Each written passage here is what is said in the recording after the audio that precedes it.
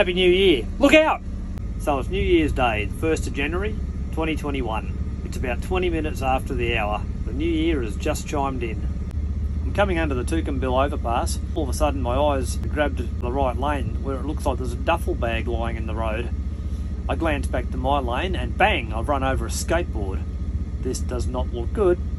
I'm thinking, a duffel bag and a skateboard. I hope this stuff's fallen out the back of a ute. I really hope this stuff's fallen out the back of a ute. So I'm continuing southbound, thinking, I think I better pull up and check my dash cam just to see what the hell I actually saw, because this isn't adding up. And as I'm driving down looking for a parking bay, I see a small car travelling up ahead of me rather slowly in the left-hand lane. As I'm coming past, I notice damage on the driver's side of the car.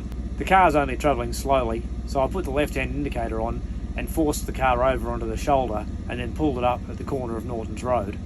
Luckily I was able to pull her over because this was fast becoming a hit and run. Every metre she was getting further away from that accident, and we'd already travelled 2 kilometres or so. It was getting potentially worse for her. What I encountered next was a steer out like I have never seen. The car was occupied by a lady and a daughter, and when I say hysterical, I can't explain how hysterical. This lady was at breaking point.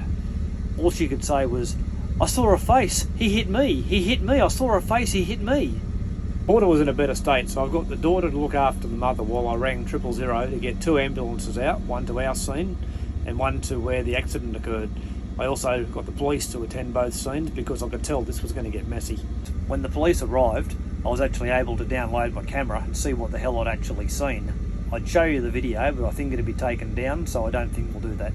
The duffel bag was a teenager, and he had collided with a car travelling at 100 kilometres an hour. The car had sustained a broken headlight, the panel over the front wheel bent in, the mirror ripped off, and the driver's door stoved in. Ambulance and police attended the accident site and found the young fella involved. Remarkably, he was relatively okay.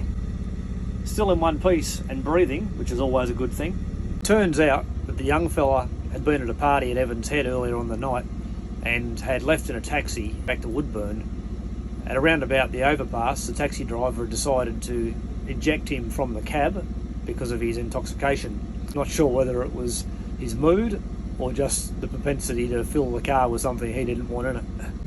That left a very inebriated teenager on the side of the road in the middle of the night with youthful exuberance and a skateboard. What apparently happened was, as the car came under the overpass, the young fella either ran or rode his skateboard suddenly out from the medium strip and collided with the front corner of the car. I can tell you one thing for sure, car meets boy, car wins. The driver of the car wasn't charged. It was deemed to be entirely the fault of the young fella who had got himself in the way.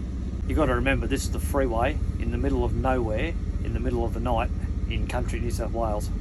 After the police had finished taking their statements and the driver was well in the care of the ambulance, I got on my way and headed off to Sydney because the freight must get through.